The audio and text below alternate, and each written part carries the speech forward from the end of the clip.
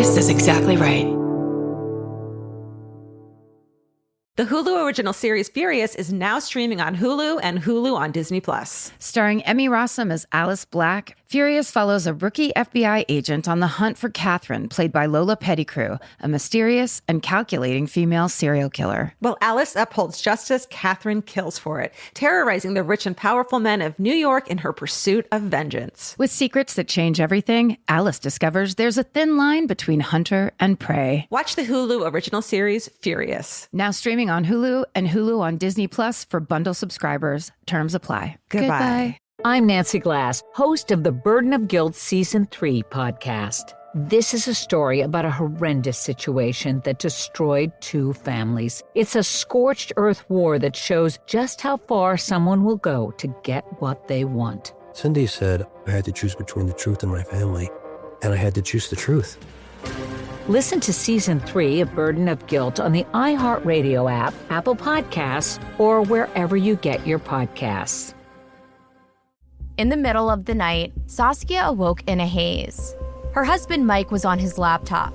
What was on his screen would change Saskia's life forever. I said, I need you to tell me exactly what you're doing. And immediately, the mask came off. You're supposed to be safe. That's your home. That's your husband.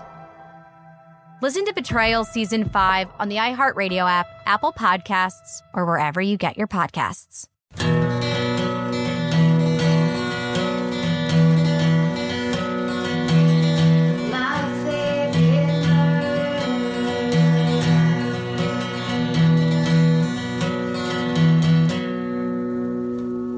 Hello.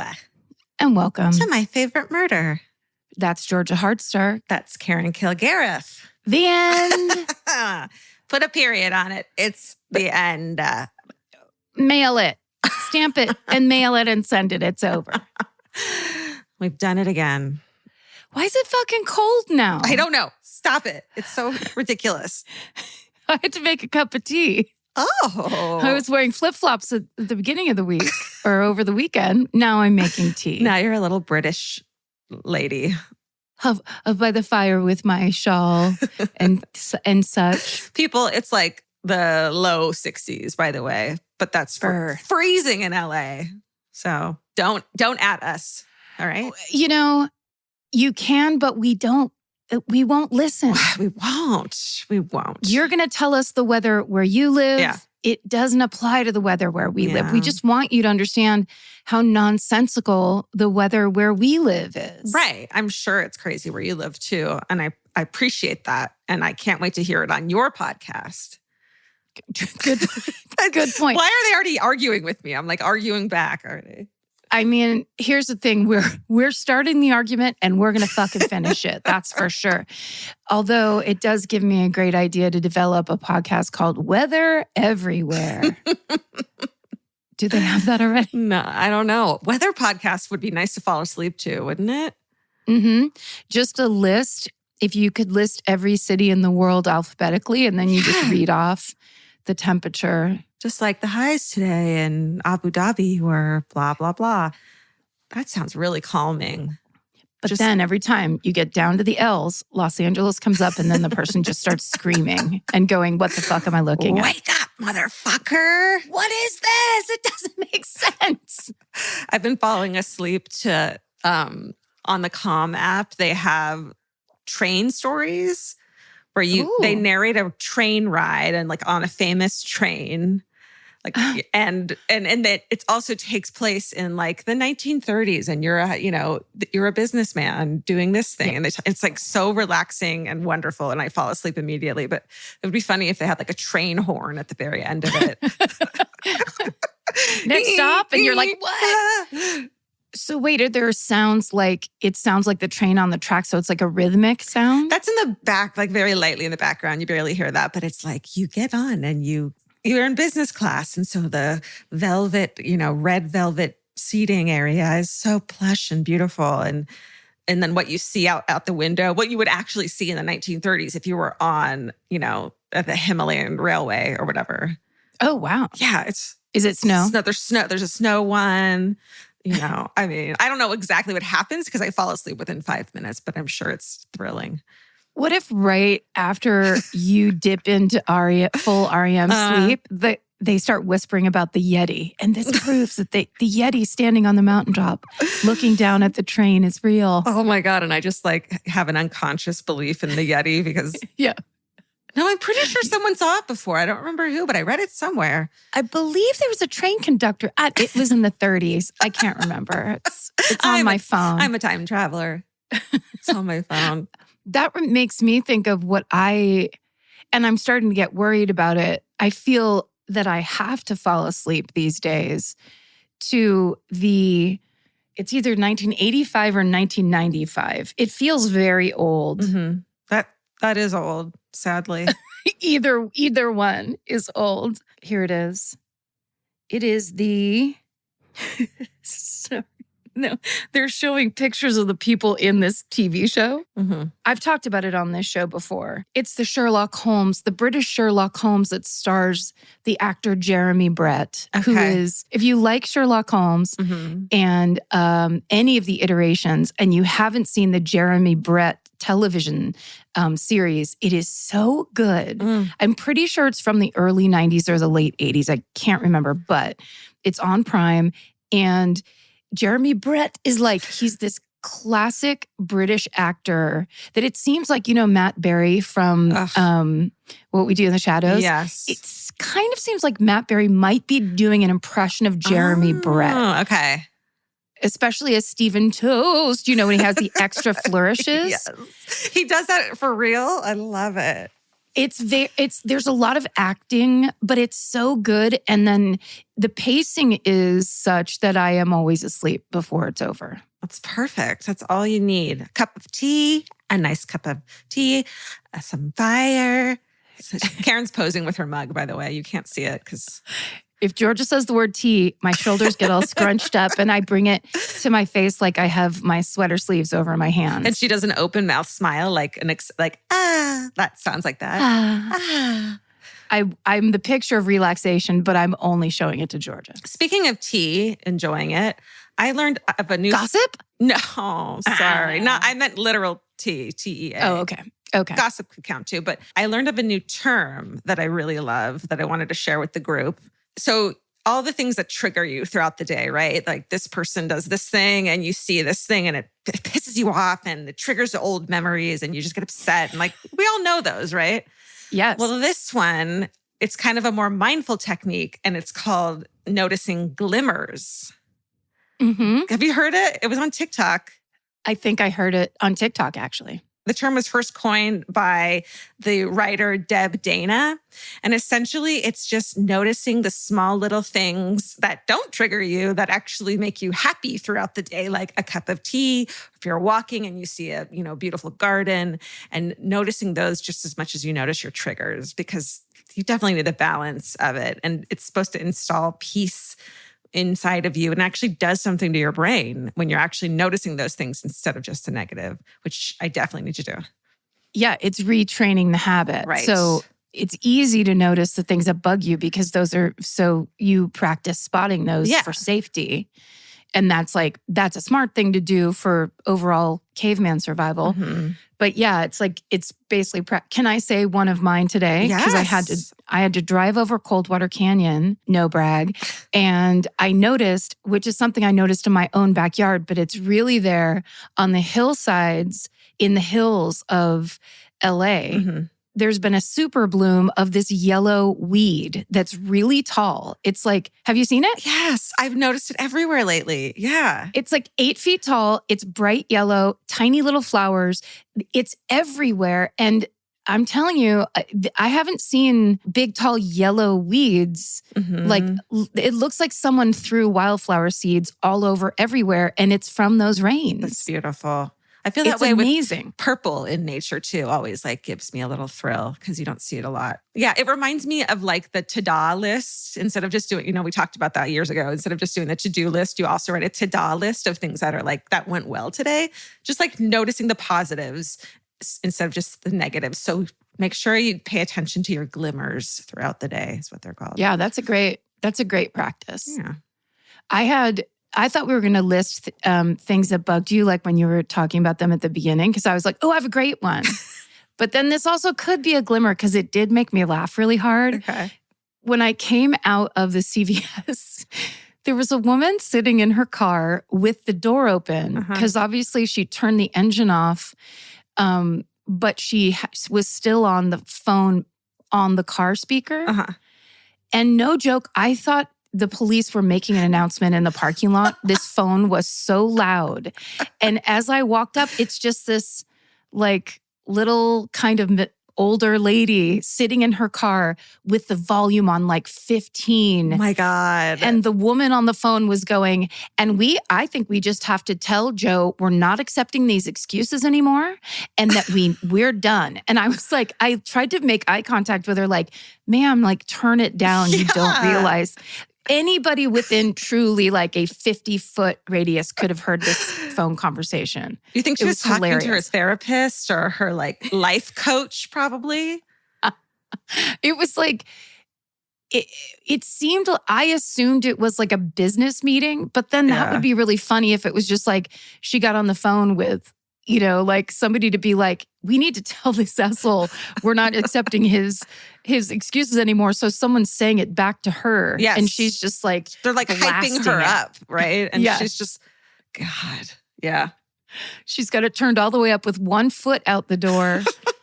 Like, how many times have you done that where like you're having a public conversation thinking you're being quiet and you're the loudest thing? Oh, that scares me. That gives me anxiety to think about that as that like I think it's only fair for me, and I never want to give it up, to be annoyed by other people constantly in life. It's kind of one of my things. So that means that I'm not allowed to be annoying in life. You know what I mean? Like I can't complain about other people unless I'm actually paying attention and being as polite and as, you know, as like following the rules and not bugging other people. Then I can talk as much shit as I want and yell at people in cars because I'm perfect and I'm the only one. Sounds like a real catch-22. It's hard to be this perfect. It really is. Yeah. But yeah.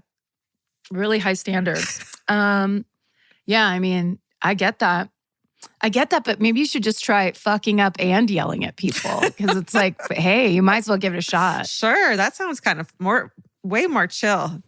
Here's a glimmer that just popped into my head. First of all, the second season of Somebody Somewhere started, which is thrilling. Episode 2 is on last night, and you have to wait for it because it's on HBO. I hate that. You have to sit there and wait like a nerd. But this morning, I was watching clips of Roy Wood Jr., who is a brilliant comedian. He's on The Daily Show. I've known him from his stand-up days, but he was the host of the White House press dinner that they just had. You know, the thing that... Yeah.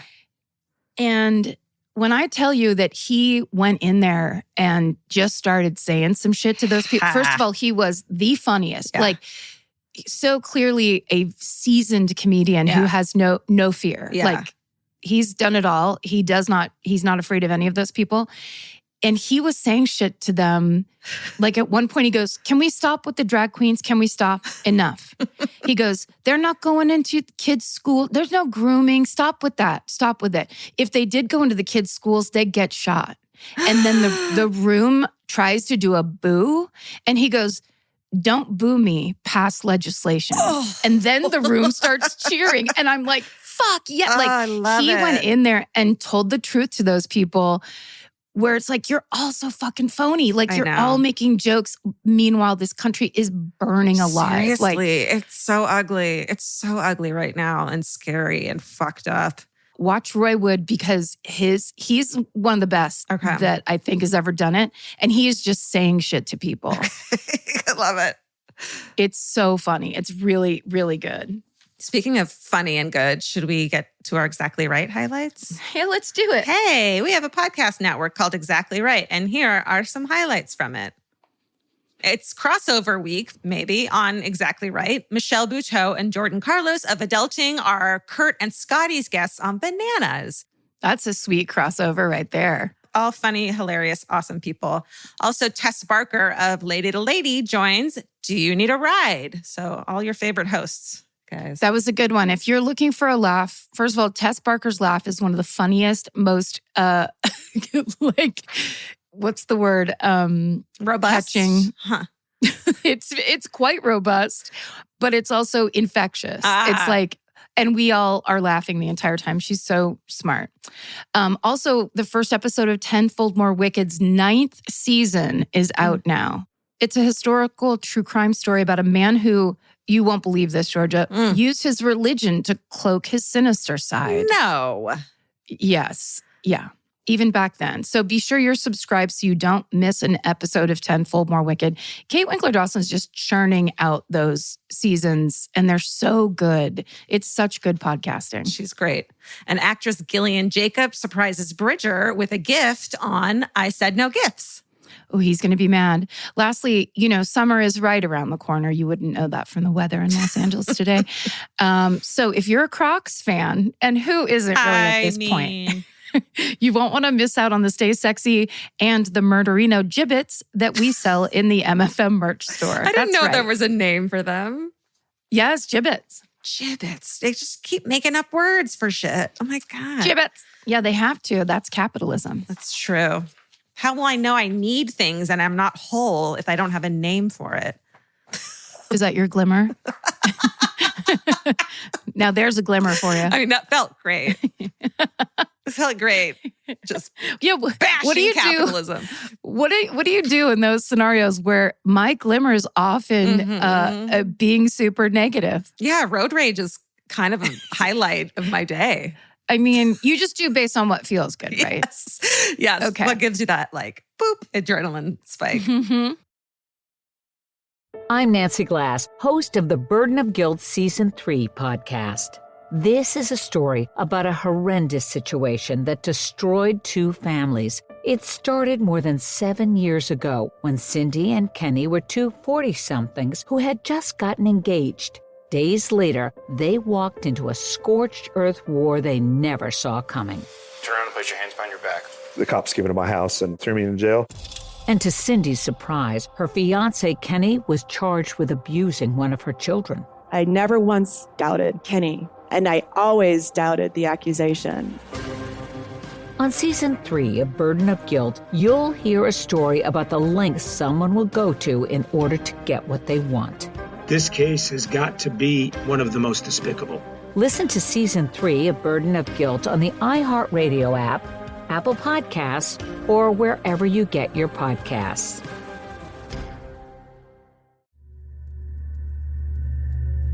There was no anything inside those eyes.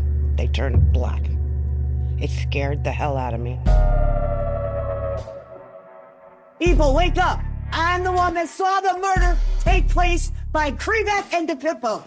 Anthony DePippo showed no signs of remorse, appearing unfazed after being sentenced to the maximum. I said, I'm not guilty. I'll take it to the grave. Listen to The Devil's Quarry in the Bone Valley feed on the iHeartRadio app, Apple Podcasts, or wherever you get your podcasts.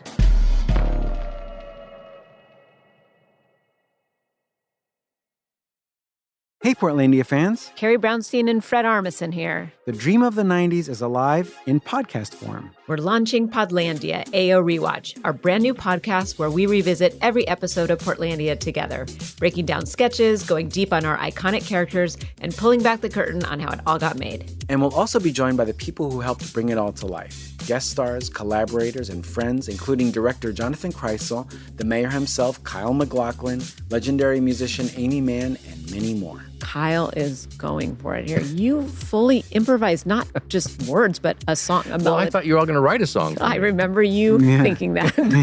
Listen to Podlandia, AO Rewatch on the iHeartRadio app, Apple Podcasts, or wherever you get your podcasts.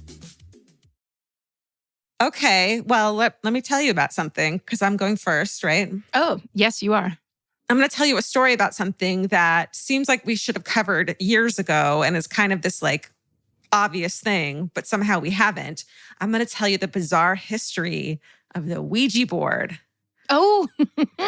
And also a murder inspired by it. Ooh. Mm-hmm. There recently was a horror movie that came out. I believe it was called Ouija. Mm-hmm.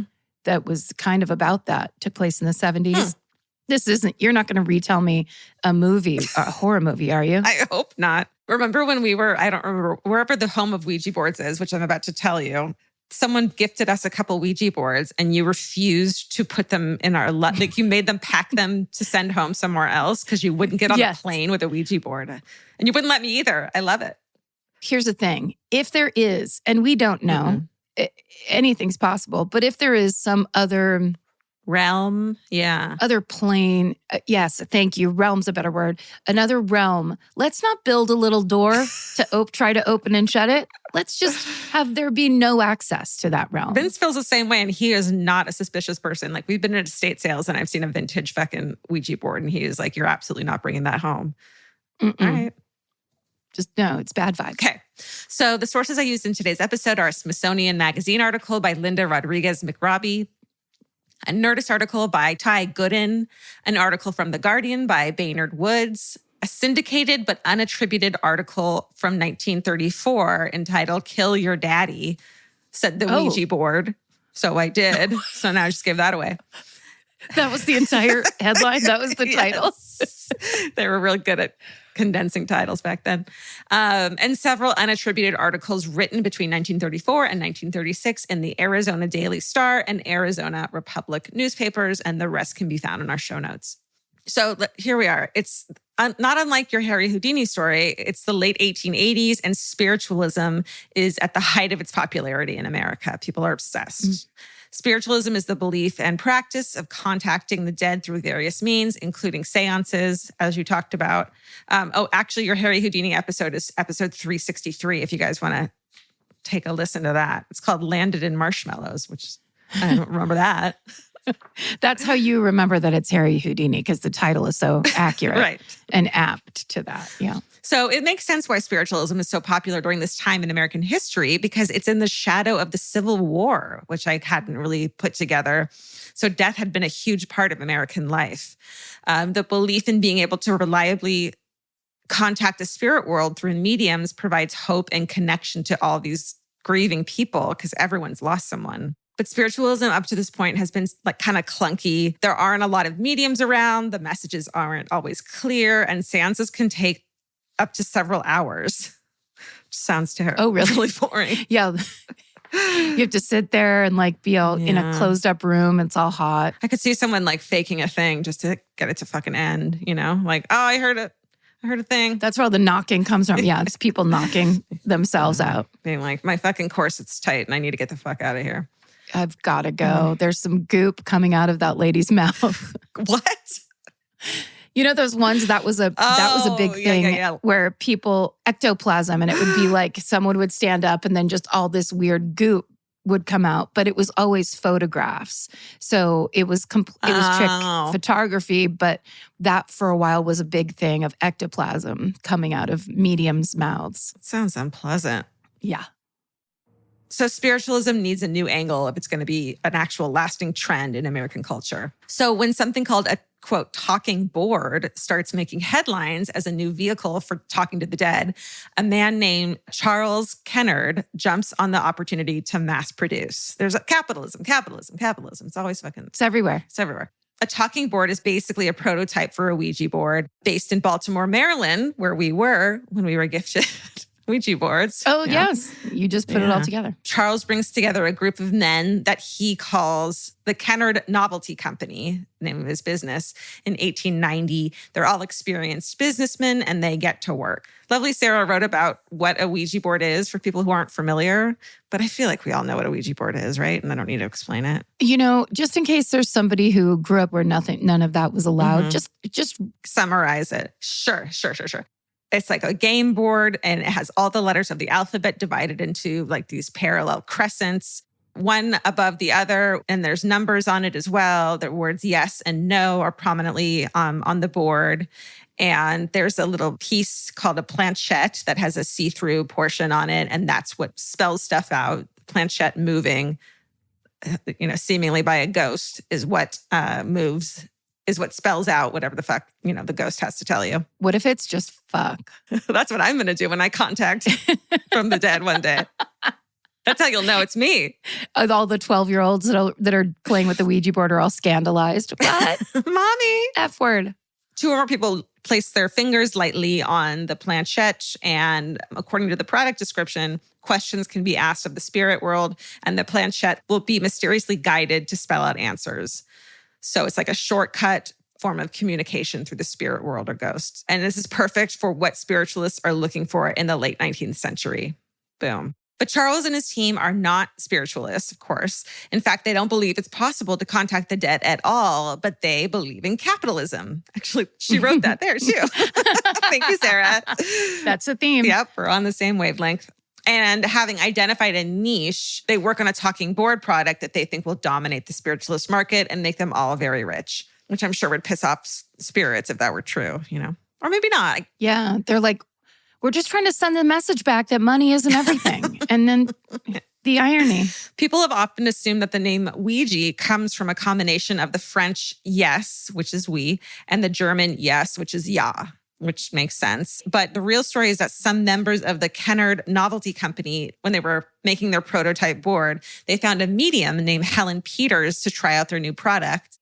So the members of the company were there watching her. She asked the new talking board what it should be called. And the Ouija board answered by spelling out the word Ouija. So it named itself. I mean, hey, that's worth the price of admission right there. That's right. Then she asked for more information about the name that had just been given to her. And the board just answers good luck and signs off. It's creepy, of course, it worked, but Helen later realizes that while using the board, she was wearing a necklace with a portrait of the author and women's rights activist, Ouida. Her name is spelled Ouida. And so she had that a portrait on her necklace. So she might have been, coming through and like, maybe it'd be like, name it the Karen game if it was me. Or Helen herself was unconsciously like, thinking that and just accidentally. That makes more sense. That makes more sense. Got it. Who knows, though? Anything's possible. Regardless, the name Ouija sticks and it steals its place in American history forever. So the last hurdle of the Kennard Novelty Company before they can distribute and sell their new talking board to the masses is to get a patent. So basically, the World Intellectual Property Organization, according to them, a patent is the, quote, the exclusive rights granted for an invention, which is a product or a process that provides, in general, a new way of doing something. There's no such thing as ghosts, and they probably didn't believe in them, then you're not getting a patent for this because it doesn't do anything. So the patent person made the Kennard Novelty Company come into the offices, bring a board, and bring that medium, Helen Peters, to prove that it worked. And the way the guy did it was he said, if the ghost can spell out what my first name is, then I'll give you a patent, thinking that no one knew his first name. He was Mr. whatever. So miraculously, the Ouija board correctly spells out his official name. He turns white and gets clammy. He's totally spooked and convinced, and he grants them a patent on February 10th, 1891. And obviously historians later are like, someone in the fucking room knew his name, right? Or he had a diploma from something right over his own shoulder. Helen's like, I don't know, man. This is easy. Yeah. Or like, yeah, it's pre-Google, obviously, but if you were a smart business person, you would do some kind of research before you went in to like pitch something that important. Yeah, it's pretty ridiculous. So soon enough, Ouija boards are in almost every American household. By 1892, just a year later, the company goes from having one factory making Ouija boards to 7 factories. Wow. Just making fucking Ouija boards, including 2 in New York, 2 in Chicago, and 1 in London. So part of the Ouija board's long-lasting and universal popularity is that it's really user-friendly. You don't have to be a medium to use it. It's more affordable than hiring a medium, and having a seance, which I'm sure isn't cheap back then. So, but when it first hit the market in 1891, it was $1.50 for a board, which guess how much in today's money $1.50 was. It's not cheap for a fucking game. $89. $50. Yeah. But the right idea, you know what I mean? Above $50. Yeah. So Ouija board sales just skyrocket, and they always do. So through the 20th century, Ouija boards, for the most part, are considered a harmless and fun group activities for families and friends who are interested in connecting with the spirit realm. However, some high-profile examples exist as outliers. Ouija boards have been implicated in more sinister happenings. Some stories are very dark and some are very strange. But today I'm going to tell you about a murder with a Ouija board at its center. Wow. Yeah. Did they completely make up that board pattern that wasn't based on anything? They had talking boards already, so they might have copied that. I remember in the San Francisco airport once, they had a whole display of talking boards from the past, and there's so many examples of them. And this Ouija board just happened to get patented and mass produced. So I think it was already a thing. Got it. That guy just went and took this kind of a folklore or a old tradition and basically was like, we're going to mass produce this kind of thing because people are so interested in it. Yeah. And this is the basic layout for them. I don't think it was that different. Got it. Great question, Karen. Thanks. I didn't want it to be a gotcha question, prove where it came from or something. But then I was like, there's no way some old outcast woman that lived in a forest didn't make that board. You know what I mean? I could just see it where it's just some old German crone that everyone thought was a witch was her style. Totally. She's been doing it since the 1700s, and along comes capitalism and steals her entire idea out from under her. What the fuck? I don't know what's going on. We're very political today. Why am I mad? We're glimmering on capitalism. So it's 1933 now in rural Arizona. Here we are. The Turley family lives in a small cabin there, nestled in the White Mountains and surrounded by ranches. They're kind of far distance from the closest town of Springerville. The family is composed of Ernest, who's the dad, Dorothea, who's the mom, great name. Maddie is the oldest daughter. She's 14, and her little brother, David, who's around 13. So their remote and desolate homestead is very different from both Ernest and Dorothea's upbringing. Both are from the East Coast, and Dorothea was even locally famous as a young woman. She was a beauty queen who was crowned the, quote, American Venus in 1916 because her body proportions perfectly matched those of the famous Venus de Milo statue. No arms. Because she had no arms. Because I think she had arms, didn't she? Venus de Milo statue doesn't have arms. I'm sure the OG statue did. The painting does. Anywho. Are you thinking of the Venus in a half shell? Yeah. What's that? Venus in a half shell? Venus power. That's what I was thinking of. Well, that makes sense. That makes more sense. It was a statue.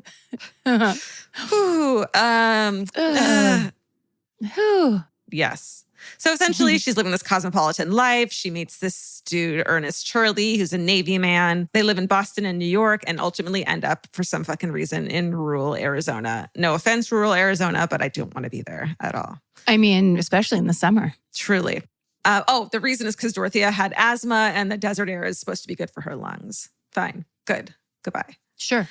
Absolutely. So they're all bored and restless, and they happen to have a Ouija board with them to keep them occupied.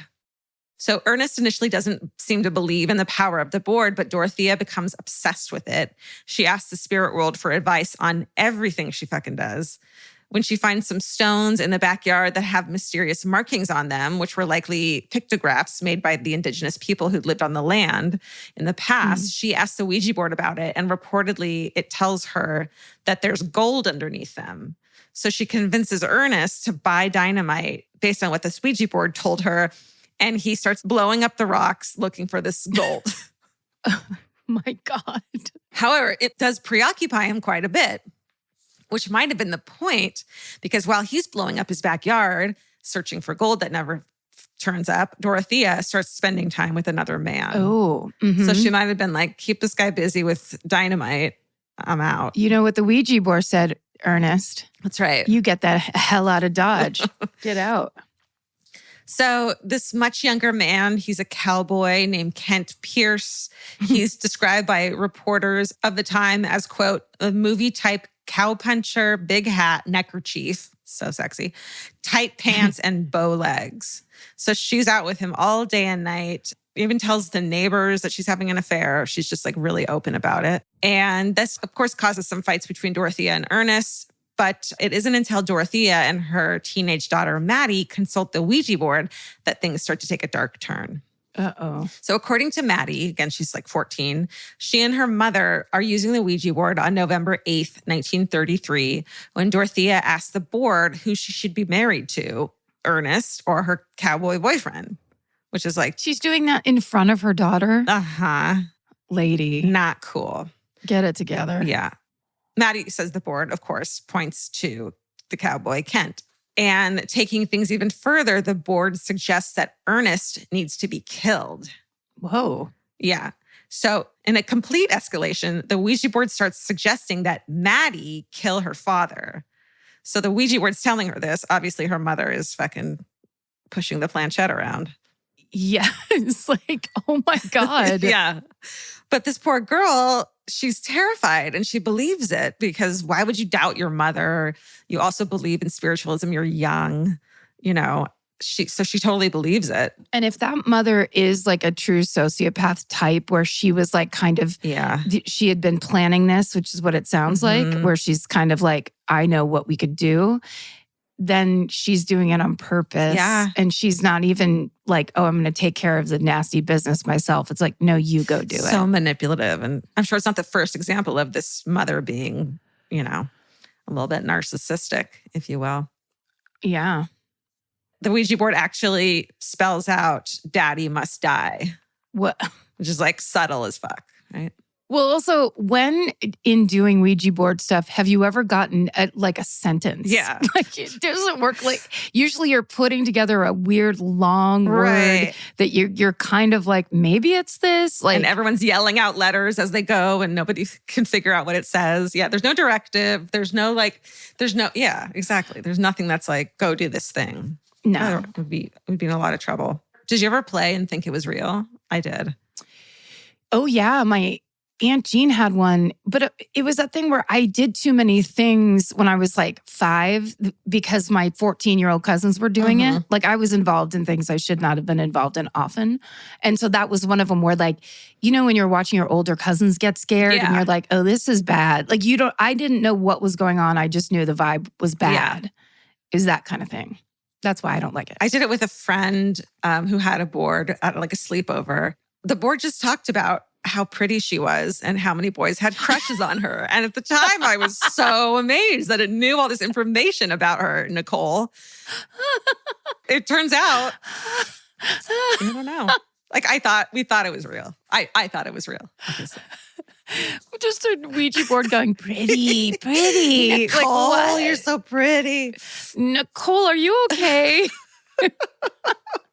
Poor Nicole. Okay, so she's seen her mom trust the board with every decision she makes, and she's watched her father even follow through with its instructions, you know, so she totally believes in it and believes that she actually has to do it. So, and Dorothea, her mom, is supporting it, of course. Like, oh yeah, you got to listen to the board. She's writing it. Yeah. She says that Maddie has to follow the board's command and she won't even get in trouble for doing it because it's the board who wanted her to do it. So according to Maddie, she tried to kill her father with a shotgun the very next day, but couldn't bring herself to do it. Oh, this is fucking dark. I know. This should have been the Ouija board horror movie. It's not. No offense. You guys did a great job, but it's not. But it should have been. It's based on a true story. Yeah. So about a week later, on November 17th, 1933, when Dorothea and her son, David, are out at the store, Maddie and her father, Ernest, are working together to capture a skunk that got trapped under the house. Maddie has her loaded gun with her, and when her father has his back turned, the gun goes off. Ernest is shot in the lower back around his kidney. He falls to the ground. Maddie is crying and apologizing, and she tells him it was an accident. She says she tripped and fell, and the gun accidentally went off. And of course, he has no reason not to believe her. He reassures her, and it's okay, I'm okay, and tells her to go get help. Basically, he's brought to the hospital. So the doctors are treating his wound and they put it together that the angle of the bullet entry into his body doesn't match Maddie's story. You know what I mean? It's head on instead of up, obviously. Yeah. Yeah. The doctors tell investigators they're certain that Maddie shot her father in the back while she was standing and aiming. Oof. Confronted with this information, sweet Maddie bursts into tears and quickly changes her story about the accident. She, of course, comes clean about the Ouija board's instruction. And Ernest, when he hears about it, replies, quote, "That infernal Ouija board has been a thorn in my flesh for years. It always told them to do whatever they wanted to do against my wishes." So he's like pissed about it. He knows. Yeah, he knows. His wound is very severe. And after 6 weeks, he dies as a result of his injury. Ugh. So Maddie has effectively murdered her father, but Dorothea is being investigated too. She's adamant the shooting was accidental, denies the Ouija board story, but police obviously know about the affair. They know what's going on. And she had just asked her husband had been overheard asking her husband about their multiple life insurance policies. So, oh no. Dude. So ultimately, Maddie is sent away to a state-run school for girls, which is a desolate place for those with severe mental health issues and criminal past. So it's not, in 1933, you did not want to get locked up in a mental health facility. That was not a place to thrive. No. You know? She's there for 6 years.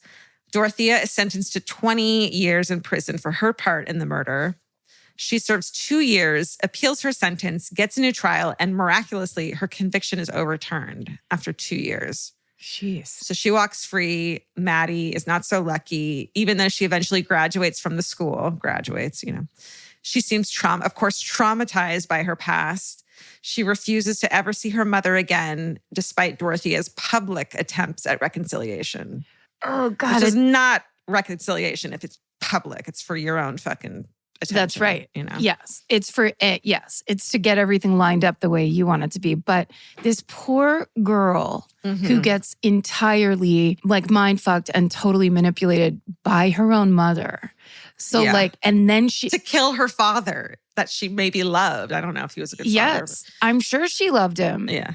And then she goes to like probably a living hell situation, institution for 6 years. Especially as a kid, that's the most formative years, you know? Dark, dark, dark. And her mom gets out at 2 fucking years. Yeah. Super sad, terrible story. But you'd think if the mom was like sincere and this whole thing was just a bad happenstance, the mom would then dedicate her life to getting the girl out. Yes. Yeah. Totally. Take responsibility for it. Yeah. See you later. I'll see you when you get out. I mean, man. Yeah. Okay. So the Turley case, as it's known, shows how the Ouija board can be used as a tool to take advantage of someone vulnerable and manipulate them. But for the most part, Ouija boards are a different kind of tool. It's not proven, of course, that they are indeed a gateway to the spirit world. And scientists are continuing to research how Ouija boards can provide a window into unconscious thought, which I think is a really cool use for it, you know? The general idea is that Ouija boards function based on a psychological phenomenon known as the ideometer effect. Is that little automatic movements in our bodies can betray our unconscious desires and thoughts. So it's not even Nicole doing it on purpose and saying how hot she is. It's like she wants to be hot. She wants all the boys to have a crush on her. You know what I mean? That's the thing that's most pressing as it is with most 12-year-old girls, where it's like my popularity, the way I look, am I accepted? Yeah. So she might not have, like, there's no reason. It's just she and I there. It's not like she was getting anything out of it, but she was hoping you'd go and spread the word that she was pretty. No one listened to me. I was a nerd. But that makes it more believable. If you're like there with your cello, like, guys, could you just for 1 second? Guys. Everyone, she's being literal. I played the cello as a kid. You know, the coolest instrument that anyone's ever. The coolest / saddest instrument, yes. That's right. So certain devices like Ouija boards, pendulums, or dowsing rods can enhance and amplify these little unconscious movements, making it seem like they're being controlled by an external force, blah, blah, blah. Additionally, Dr. Chris French, a psychology professor at Goldsmiths University of London. Oh, wow. Georgia put a lot of spice to the gesturing and the interpretation of that title. It was very like, what's this? What is this? How you say, I look like I was in the show Downton Abbey, essentially. Yes, you're searching for words with a gloved hand gesture. Exactly. Well, he says that because Ouija boards are used by a group, no one can take credit for consciously controlling the board. And additionally, anyone using the board typically has already bought into the idea that it might work, which totally makes sense. So they're psychologically more ready to believe the outcome. So it's like kind of a perfect system for accessing the unconscious. And there are current and future academic studies in the works to continue using Ouija as a tool for knowing the mind, even exploring its application in understanding neurodegenerative diseases like Alzheimer's. Oh. Yeah. Because maybe you're like concentrating on that instead of trying to express yourself. It might be easier because it's unconscious. Who the fuck knows? I am not a doctor. I didn't go to Wait, what? Goldsmiths of London. Sorry. I couldn't get into Goldsmiths. I'm sorry. I'm sorry. There wasn't a transfer from Los Angeles City College to Goldsmiths of London. LACC, what's up in the house? Great school. So over the last 120 years of the Ouija board, the game has had consistent popularity regardless of cultural beliefs and attitudes about it. For the most part, Ouija has been popular with the mainstream as a relatively harmless and meaningful way to engage in grief work. It isn't until 1973 when the movie The Exorcist comes out that the Ouija board starts to become affiliated with the occult and Satanism. So that was, spiritualism wasn't Satanism. You weren't like ostracized for it. Throughout the 80s and 90s, Ouija boards become another horror movie cliche. But nevertheless, despite the changed tune of the American public, Ouija boards persist. They're still widely available and popular. And despite their dark history of being a tool for powerful people to manipulate the vulnerable, Nicole, Ouija boards remain one of the most profound objects we have for attempting to know the unknown. It really is like the only thing that you can think of. True. And that's the bizarre history of the Ouija board and the Ouija-inspired murder of Ernest Turley. Wow. That was a great one. Yeah, that was fun. I mean, it just makes me think of the greatest like TikTok video of all time, although I think it was on Twitter, so it might have been from Instagram. Remember the girl that's like, my 12-year-old sister's having a slumber party and they're playing with the Ouija board. And then it's just like a teenage girl just shutting on and off the lights on the flicking the fuse breaker. Box. What is it? Breaker. The breaker. Just flicking the breaker in her sister's room back and forth. And in the distance, you just hear little girls screaming at the top of their lungs. Little screaming. Oh, it's so cute. Just over and over. That's what all of this makes me think of. So incredible.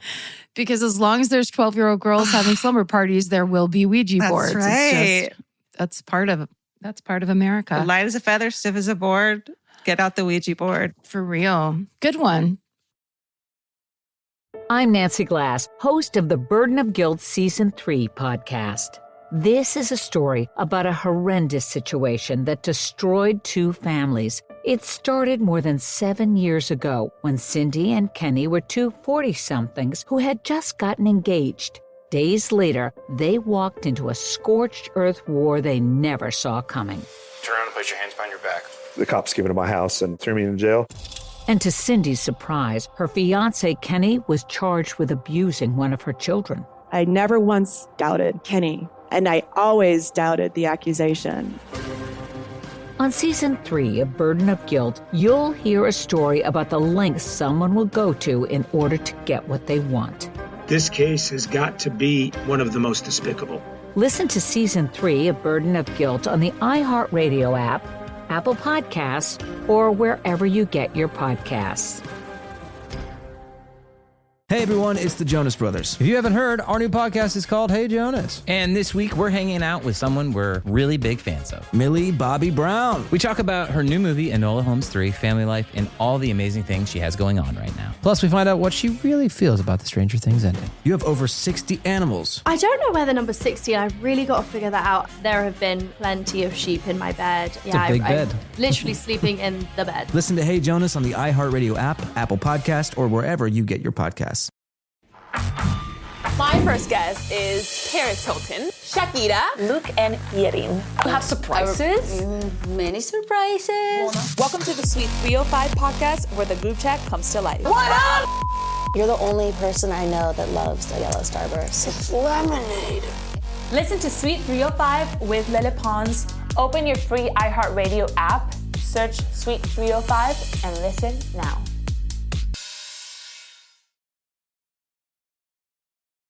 We're going to take a real left turn here, and I'm going to tell you about a man named Paul Ohtaki and the story of Japanese internment camps in America during World War II. Oh, that's a great, awful topic. It's a great thing to cover because it was so awful, is what I mean.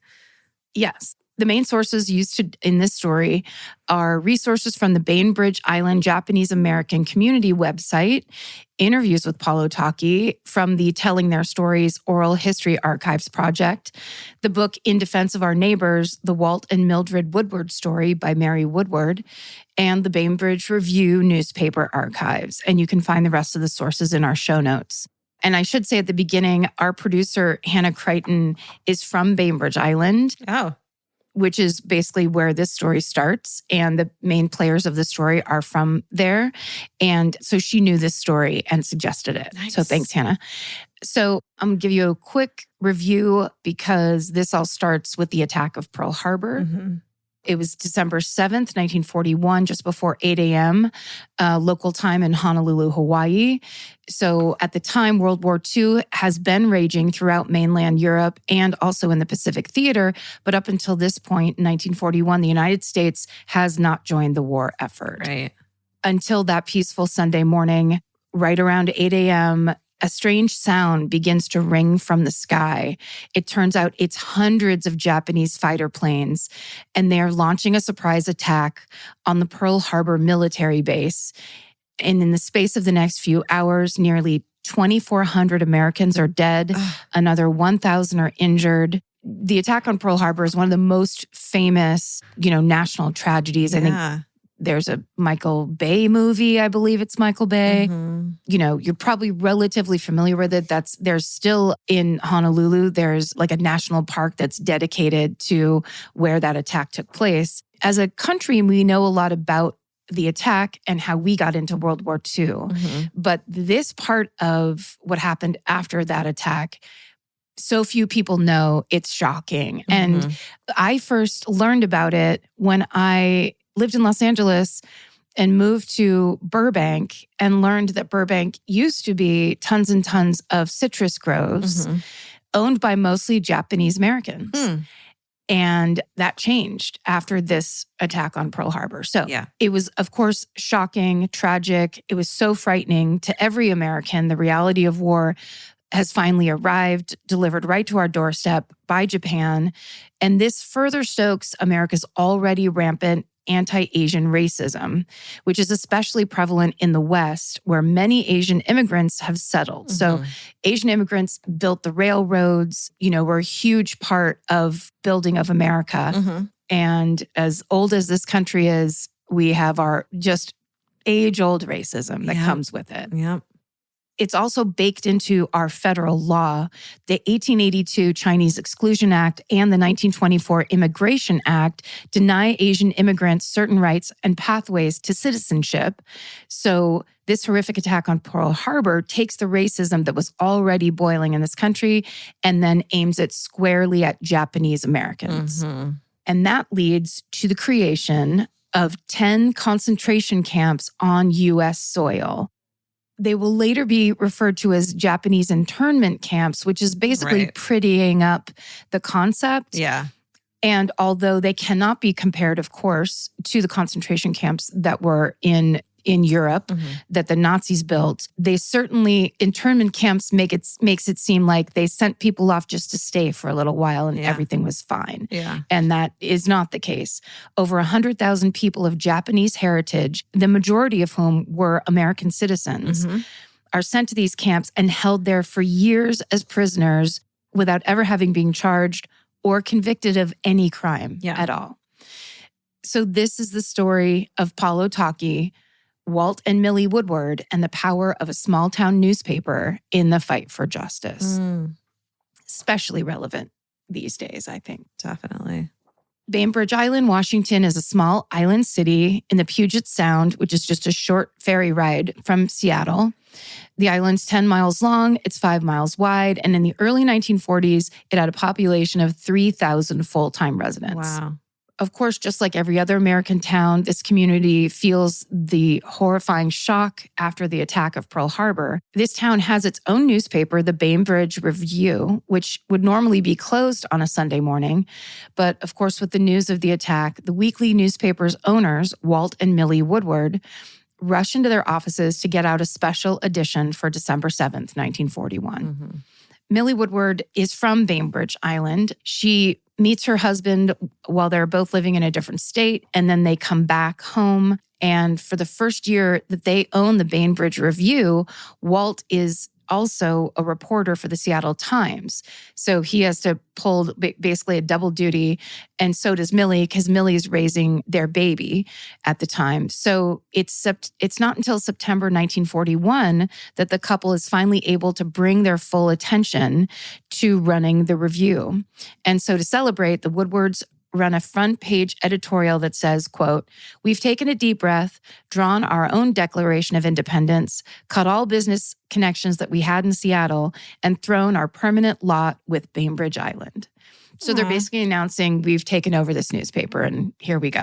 Cute. So the Woodwards are determined to evolve this small town newspaper from what may or may not have been known as like a bit of a gossip rag for, local news to a legitimate news source. And now this national tragedy is affording them that opportunity, so they get to work putting out this special edition to give everybody the update of what's going on. But as they do, they are missing a member of their staff, a teenager named Paul Ohtaki, who works there part-time as a typesetter and a janitor while he goes to high school. And Paul has just come out of a 3-week quarantine for scarlet fever. So he's physically recovered, but the news of the Pearl Harbor attack stuns him and his family. It's obviously a world-changing event. Paul has no idea how much his world is about to change. So Paul is a second-generation Japanese American and a U.S. citizen, obviously, by birth. But because of those anti-Asian laws that had been passed, Paul's mother and father are not afforded the same rights as their children. They have no pathway to American citizenship. They can't vote. They can't own property, and they can't receive certain government benefits. But the family's lucky enough to live on Bainbridge Island, so Paul grows up mostly unaware of his parents' oppression. And that's in part because Bainbridge Island has a very unique community. In the 19th century, immigrants from Japan, Scandinavia, China, Italy, Germany, the Philippines, and beyond begin to settle on the island to work in the local logging industry and later in agriculture. It turns out strawberry farming becomes an important part of the city's economy.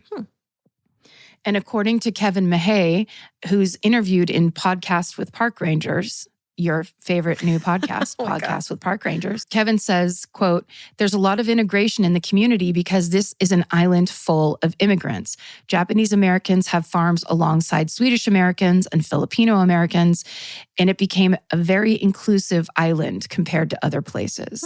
Yeah, inclusive in the 19th century is pretty amazing. Yeah. When people were so separate. So, for example, Paul goes to school. His best friend is a boy named George, whose parents are German. And there's a mix of children of all nationalities. But this special, Bainbridge Island inclusiveness is no match for the anti-Japanese hatred that blooms after the attack on Pearl Harbor. 276 people of Japanese heritage who live on the island are suddenly the subject of national outrage and suspicion. So Walt and Millie's December 7th special edition of the Bainbridge Review is not just straightforward coverage of the Pearl Harbor disaster. The Woodwards take a moment to give their readers a stern warning about wartime hysteria. The paper's front page reads, quote, "There is a danger of a blind, wild, hysterical hatred of all persons who can trace ancestry to Japan. That some of those persons happen to be American citizens happen to be loyal to this country and happen to have no longer a binding tie with the fatherland are factors which easily could be swept aside by mob hysteria. Yeah.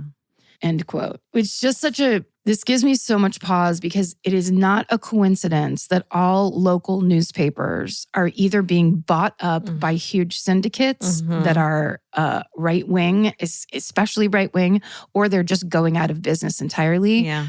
It's the kind of like community tie and humanity that we lose with that kind of communication and professional journalism, along with lots of other things that are going on in this country. It's part of one of the huge problems. Yeah. Part of the decline.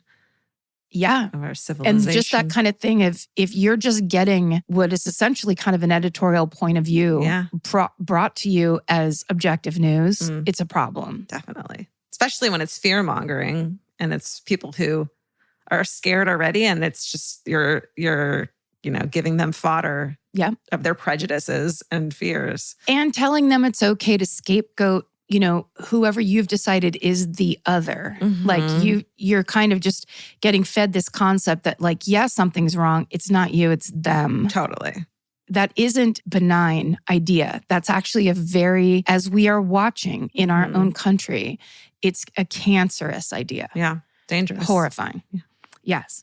So this special edition of the Bainbridge Review loses the Woodwards a few subscribers and advertisers, of course, but Walt and Millie don't care.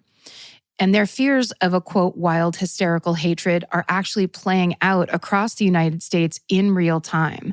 According to the Library of Congress, within hours of the attack on Pearl Harbor, FBI agents enter cities along the West Coast, deemed particularly sensitive because of their proximity to Japan, and, quote, round up and arrest prominent Japanese Americans, businessmen, journalists, teachers, and civil officials as security risks. In many cases, people of Japanese heritage are harassed, beaten, and subjected to illegal searches as agents recklessly upturn their homes without warrants.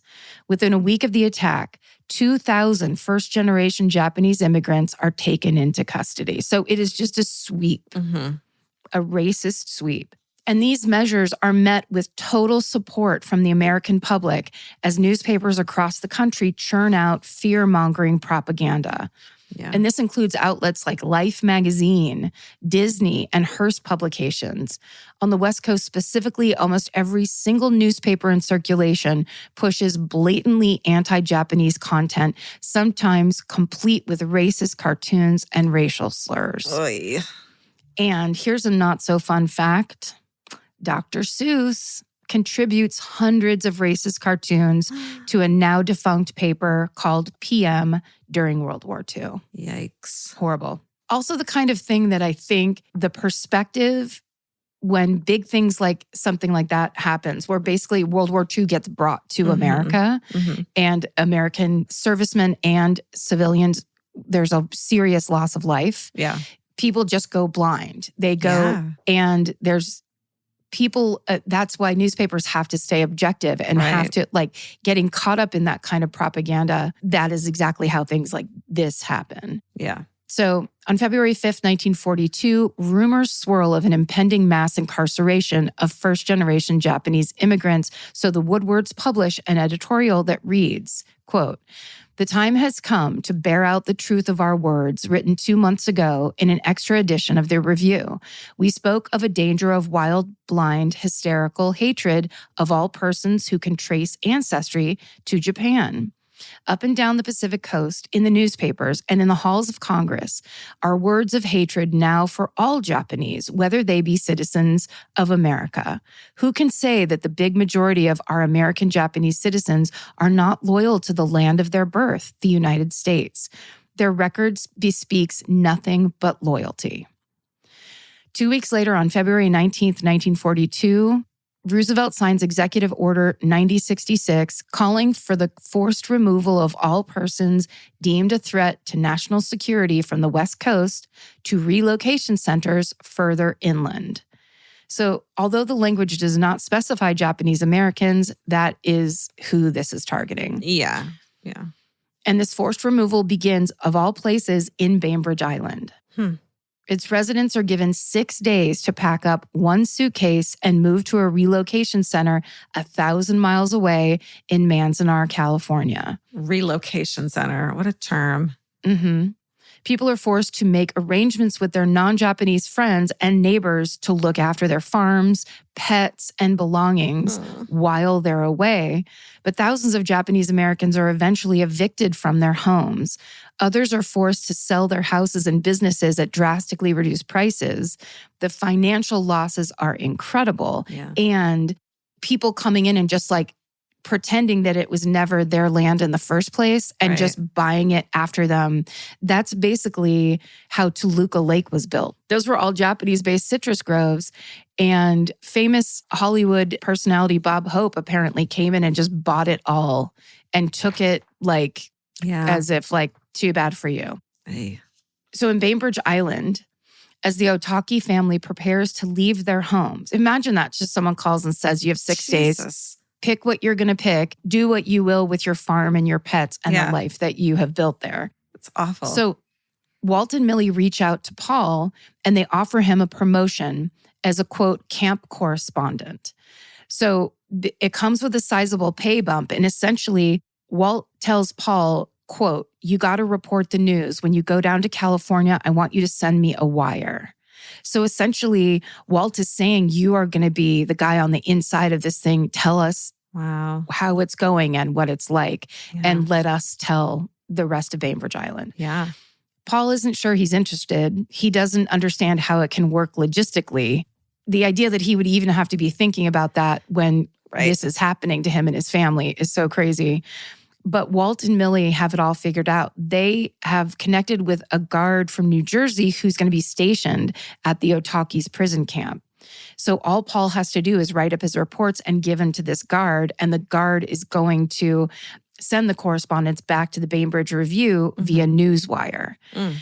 So the Woodwards will then run Paul's coverage of the day-to-day life at the camp in their newspaper. So once all this gets explained to him, Paul accepts the job. Then on March 30th, 1942, early in the morning, Army trucks roll into Bainbridge Island. Soldiers escort every single person of Japanese heritage, ranging in age from 69 to 9 months old, to Seattle via ferry. And from Seattle, they're loaded onto trains that are headed to Southern California. God, how scary. Isn't that crazy? Yeah. Also, isn't it crazy we don't all know this by heart? Yeah, totally. The Bainbridge Review reports, quote, the Navy and others who feared the presence here of Japanese aliens and Japanese American citizens breathed easier this week, for the island was cleared of every last one of its Japanese residents in the nation's first enforced evacuation. There were others, though, who mourned their departure. They included Caucasians who gathered at the Eagledale dock Monday morning and wept unashamed as their Japanese neighbors obediently boarded the ferry for their last ride from the island for a long time, a ride which was the first step in the government's forced evacuation of them to the reception center at Camp Manzanar, California. The Japanese themselves remained outwardly calm for the most part. None created any disturbance, although some wept when the actual moment came for boarding the ferry.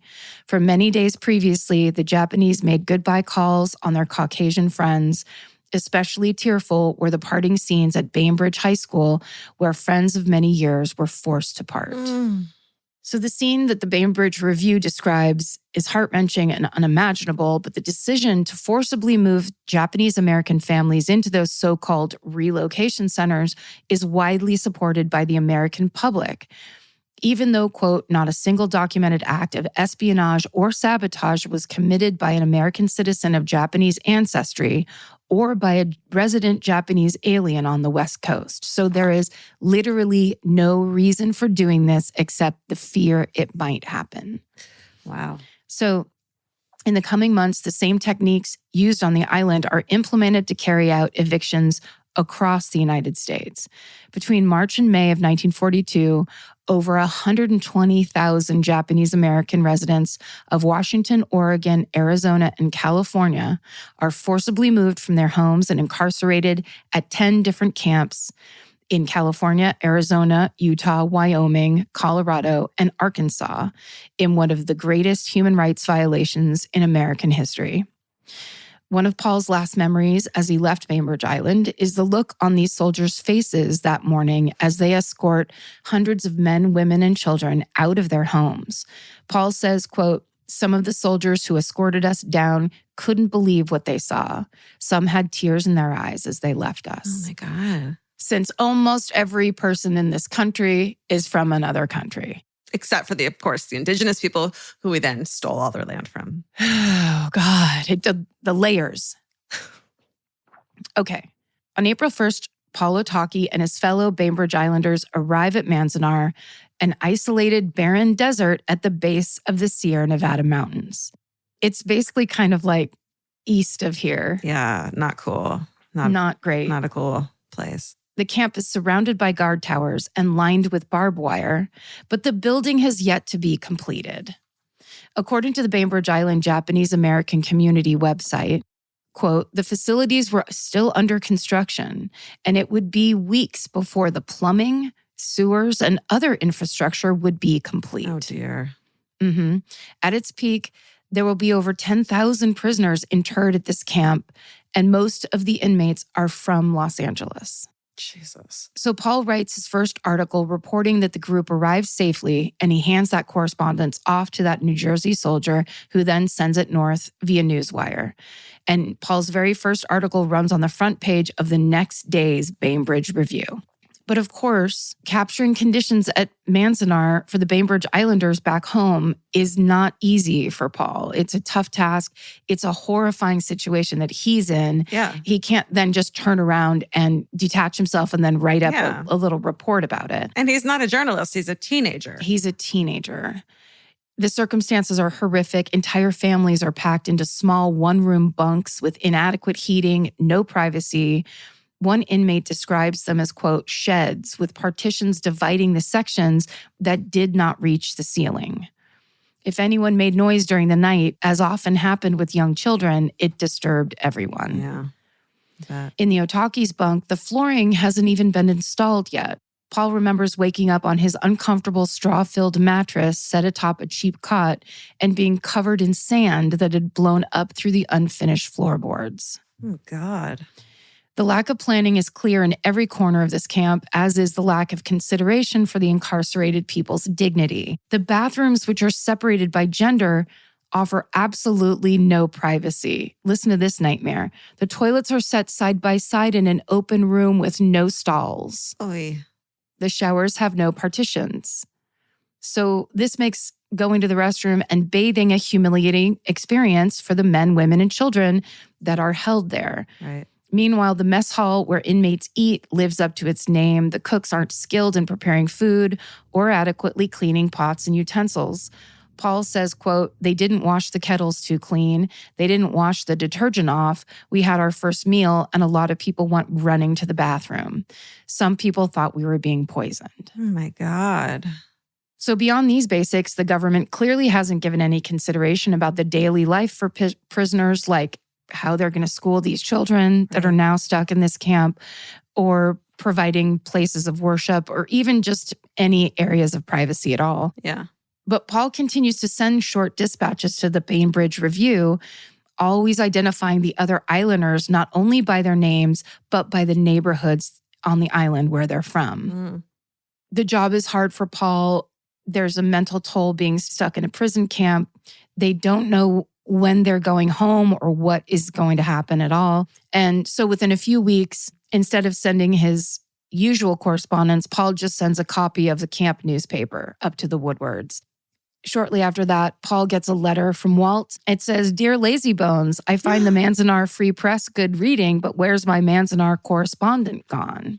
So you can imagine this is Walt's way. He's just trying to kind of communicate and nudge him.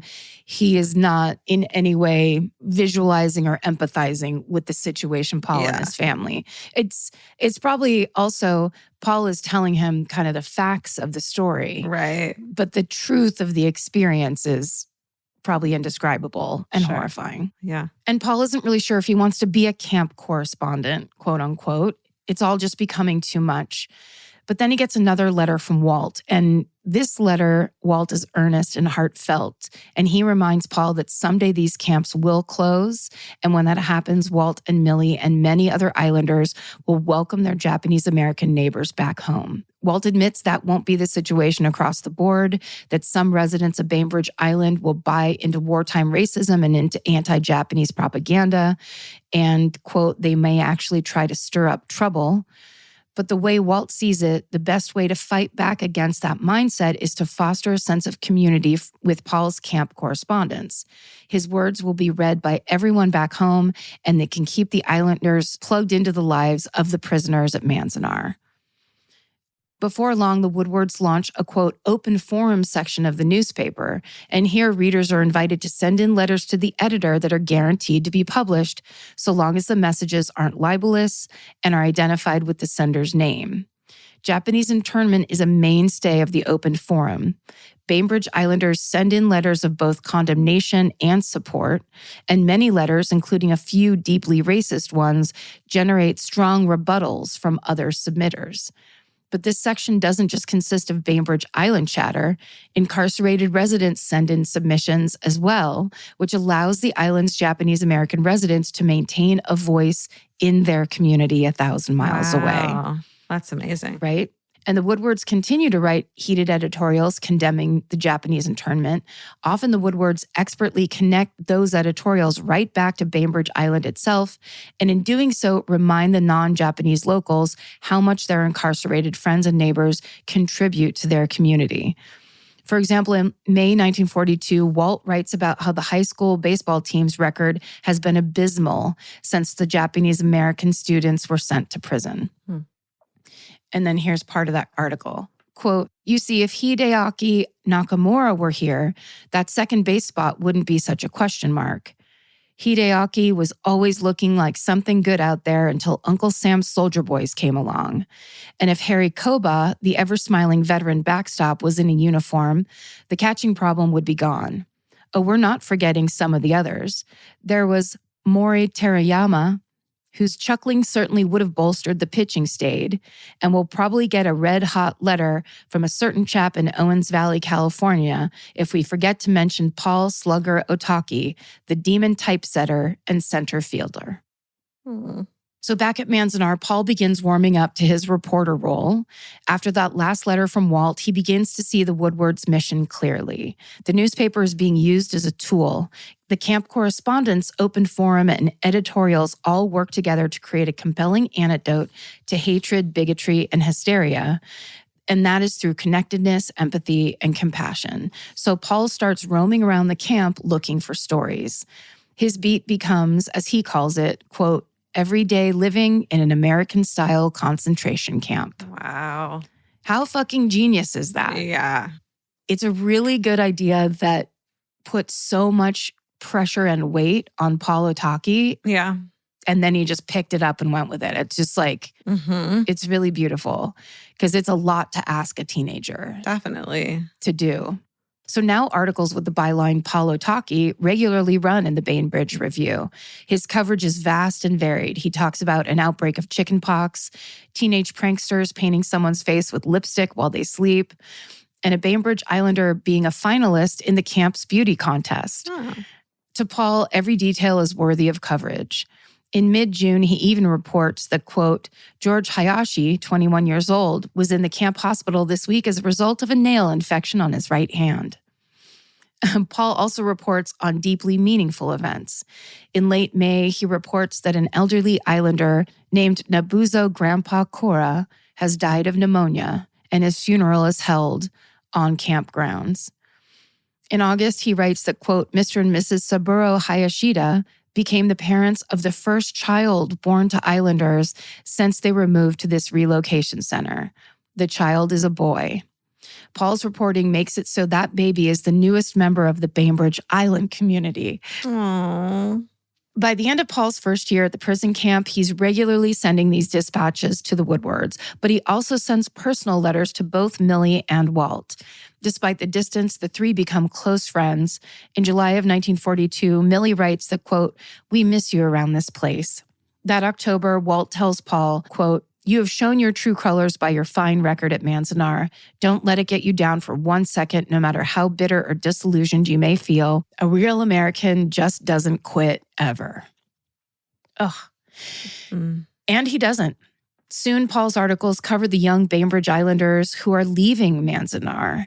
So now second-generation Japanese Americans who are seen as less of a threat are approved to work temporary jobs on farms or enlist in the military.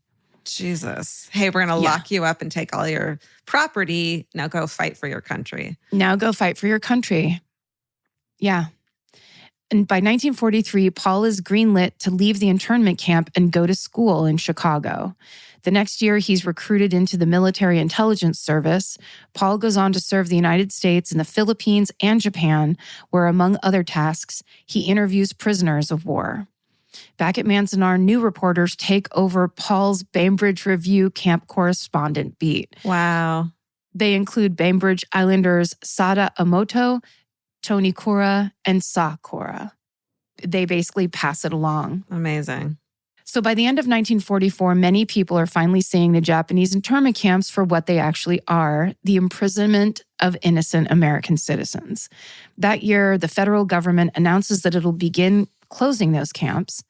On November 21st, 1945, about 3 months after the end of World War II, Manzanar is finally shut down. Jesus. Yeah. Of the 125,000 people who have been incarcerated there during the war, half of them are children. Oh my God. 2/3 are U.S. citizens. Over 1,600 people enter these camps and never leave, the vast majority dying from illness while they were incarcerated. Although 7 inmates are confirmed to have been gunned down by guards. Oh my God. Many interred Japanese Americans are released from these camps with little to nothing to their names. Only the lucky ones were able to sell their homes or property before being evicted, but most just lost everything outright. At the same time, Japanese Americans are still being met with an overwhelming amount of hostility once they return to where they're from. But over in Bainbridge Island, Islanders of Japanese heritage are welcomed home with open arms. And much of this is credited to Bainbridge's history as an inclusive American melting pot and Paul Otaki's constant coverage in the Bainbridge Review. According to the Bainbridge Island Japanese American Community website, the words of the Woodwards, Paul Ohtaki, and his successors at the camp, quote, helped the island Nikkei, or the people of Japanese heritage, to return not as strangers, but as the same old friends they were when they left. Wow. 4 years before. It's horrifying. The Woodwards have been honored countless times for their bravery and willingness to stand up for justice. The newspaper was the only publication on the West Coast that consistently spoke out against Japanese internment during World War II.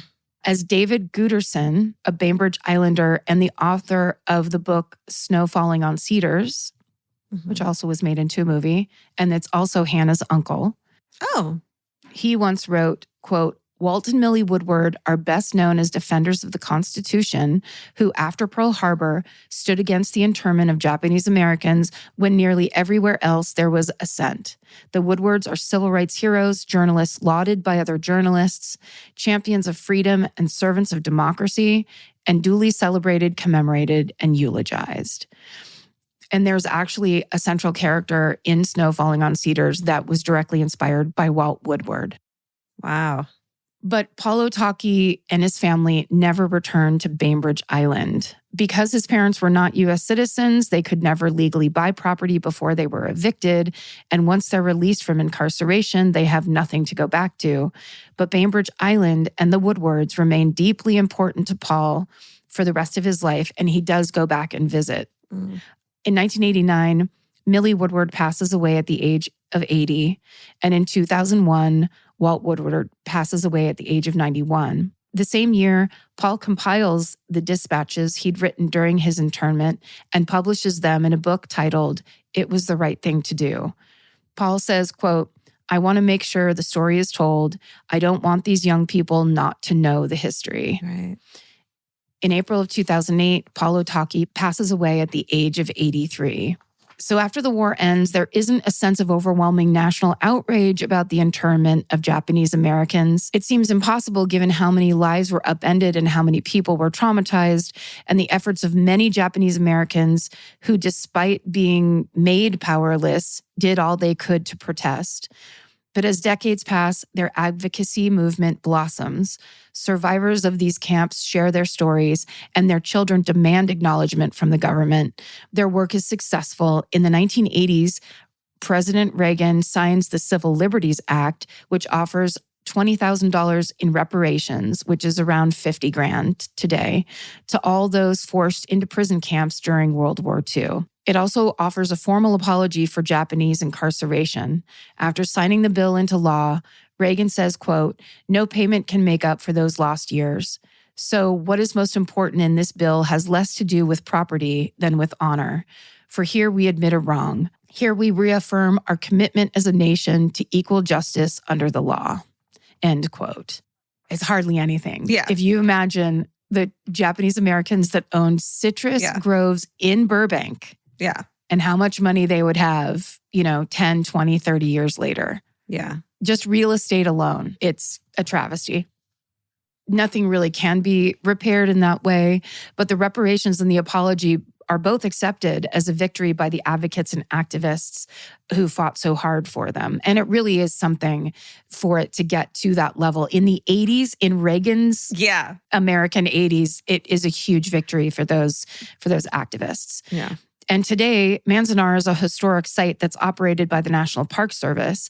And visitors can read a marker there that says in part, quote, "Manzanar, the first of 10 concentration camps, was bounded by barbed wire and guard towers, confining 10,000 persons, the majority being American citizens.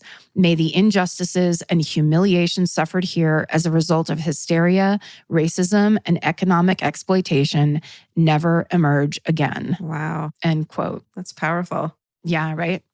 Today in Bainbridge Island, there are local businesses and farms that are named after Japanese Americans who did return after their incarcerations. And meanwhile, Woodward Middle School now stands as a testament to Walt and Millie's work. A large outdoor memorial honors the 276 residents who were interned and offers a stark warning to visitors with the Japanese quote, "Midoto nai oni," which translates to, "Let it not happen again." And that is the story of Paul Ohtaki, Walt and Millie Woodward, and the internment of Japanese Americans during World War II. Wow, Karen. We have to stop doing this. Yeah. This country is so fucked up.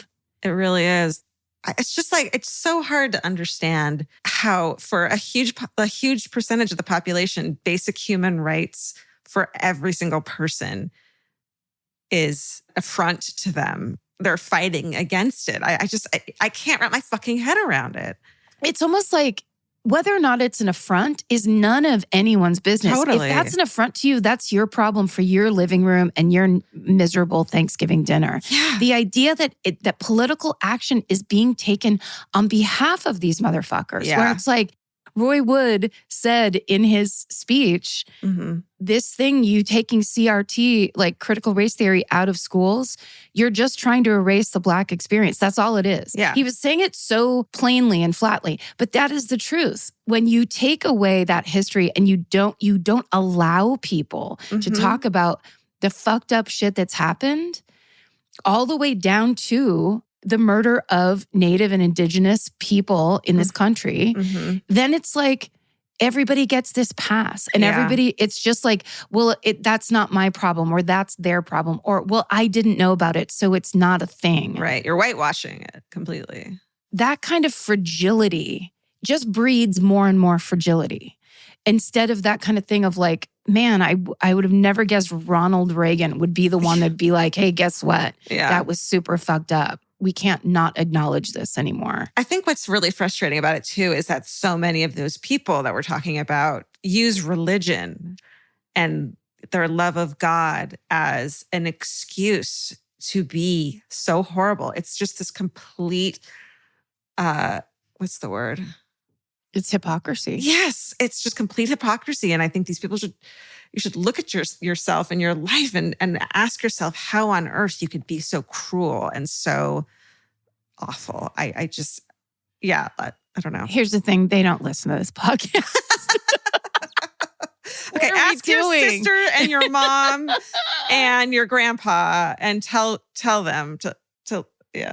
Here's the thing. Do not let the internet tell you not to vote. Do not let the internet tell you to be cynical and throw your hands up. The political action has to be taken by the majority in this country. We're the majority. The majority of people in this country give a shit about their neighbor. They care. They are not wrapped up in this bullshit. Like that idea that like we're going to go down and demonstrate because people are having a drag brunch is one of the craziest fucking things you can do with your day. And it's because you can't deal with yourself. Mm-hmm. So like the majority of Americans, they're fine with drag queens. They're fine with all that's not real. Yeah. You're being, if that is what you think the problem is, you're being manipulated. Meanwhile, these billionaires are stealing everything and they're going to go off on their super yacht and leave everybody behind to kill each other. Totally. Too dark for the true crime podcast? No. Too dark? I love it. The voting thing is important. And next election, we're going to hit it hard. So everyone go register to vote and get ready to hear it from us. And in the meantime, keep your eyes peeled because they're trying to change the voting laws right now. The way they fucking repealed Roe v. Wade in the middle of the night, state by state, they're doing the same thing to voting laws. And it's really scary and it's really crazy. And I know we're all already paying attention, but eyes open, everybody, eyes open. And let's move to the Netherlands. Will they have us? No, why would they? They're like, get the fuck out of here. Oh my God. Oh, sorry, that was heavy. Yeah, but necessary. And thank you for listening to that and to this and to, anything around it, etc. Billionaires shouldn't exist and capitalism is evil and you guys are great. And we love you. Stay sexy. And don't get murdered. Goodbye. Elvis, do you want a cookie?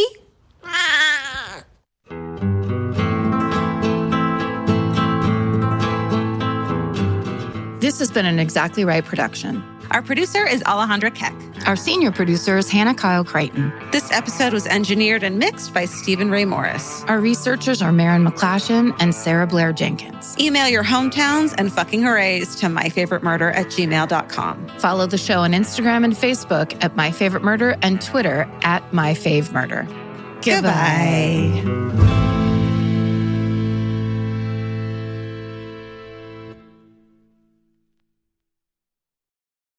I'm Nancy Glass, host of the Burden of Guilt Season 3 podcast. This is a story about a horrendous situation that destroyed 2 families. It's a scorched earth war that shows just how far someone will go to get what they want. Cindy said I had to choose between the truth and my family, and I had to choose the truth. Listen to Season 3 of Burden of Guilt on the iHeartRadio app, Apple Podcasts, or wherever you get your podcasts. Hey everyone, it's the Jonas Brothers. If you haven't heard, our new podcast is called Hey Jonas. And this week we're hanging out with someone we're really big fans of. Millie Bobby Brown. We talk about her new movie, Enola Holmes 3, family life, and all the amazing things she has going on right now. Plus we find out what she really feels about the Stranger Things ending. You have over 60 animals. I don't know where the number 60, I've really got to figure that out. There have been plenty of sheep in my bed. It's a big bed. I'm literally sleeping in the bed. Listen to Hey Jonas on the iHeartRadio app, Apple Podcast, or wherever you get your podcasts. This is Chelsea Handler from Dear Chelsea. Every week, the news gets worse, the world gets crazier, and Yamanika is here to tell whoever's responsible, you're the problem. Do you know I just found out who Sydney Sweeney was? If he got a bunch of women, then I should have a bunch of men. Do better or do less so I don't have to do so much. I'm Yamanika, and I'm out. Listen to You're the Problem with Yamanika starting on July 15th on the iHeartRadio app, Apple Podcasts, or wherever you get your podcasts.